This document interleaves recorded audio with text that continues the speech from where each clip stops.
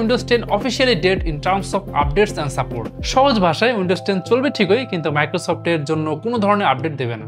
এখন অনেকেই বলবেন, আরে এটা কোনো ব্যাপার হলো, উইন্ডোজ 7 বন্ধ হয়েছে সেই কবে, এখন অফিসিয়াল সাপোর্ট নাই, তারপর তো চলছে না, কোনো সমস্যা তো হয়নি। হ্যাঁ, এটা ঠিক, অফিসিয়াল সাপোর্ট অফ হয়ে গেল উইন্ডোজ 10 আপনি ইউজ করতে পারবেন, রেগুলার অ্যাপ নিয়ে কাজ করতে পারবেন, কোনো ইস্যু পাবেন না। বাট এটা একেবারে জেনারেল ইউজারদের জন্য ঠিক আছে, কিন্তু কিছু ইউজারদের জন্য উইন্ডোজ 10 আর ইউজ করা মোটেও ঠিক হবে না। প্রতি মাসেই নতুন ভাইরাস, র্যানসমওয়্যার, ম্যালওয়্যার, ফিশিং টুল, এক্সপ্লয়েট তৈরি হয়। মাইক্রোসফট এসব থামাতে নিয়মিত কিন্তু প্যাচ দেয় আপডেটের সাথে। উইন্ডোজ 10 এ আর সেটাও কিন্তু পাওয়া যাবে না। তো নতুন কোনো ভাইরাস তৈরি হলো উইন্ডোজ 10 সেটাকে চিনতেই পারবে না।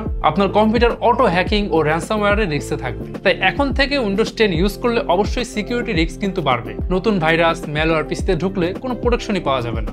হ্যাকিং, র্যানসমওয়্যার, ডেটা হ্যাক হওয়ার পসিবিলিটিস অনেক বেড়ে যাবে। সফটওয়্যার ডেভেলপাররা নতুন ভার্সনে উইন্ডোজ 10 কে বাদ দিতে পারে। সেক্ষেত্রে কিছু নতুন প্রোগ্রাম আপনার সিস্টেমে ইনস্টল হবে না। ব্রাউজারগুলো যেমন এজ বা ক্রোম ও তার এক্সটেনশনগুলো সিকিউরিটি আপডেট বন্ধ করে দিবে এই উইন্ডোজ 10 ভার্সনে। আপনার সিকিউরিটি রিস্কের একটা ভালো এক্সাম্পল দিই। ধরা যাক আপনি অনলাইনে ব্যাংকিং করেন বা কাজ করেন ফ্রিল্যান্সার সাইটে। উইন্ডোজ 10 এ নতুন একটা এক্সপ্লয়েট তৈরি হলো যা পাসওয়ার্ড লক করে রাখে। তো মাইক্রোসফট যদি আপডেট না দেয়, তাহলে হ্যাকাররা সেই লুপ হোল দিয়ে আপনার ডেটা হ্যাক করতে পারবে।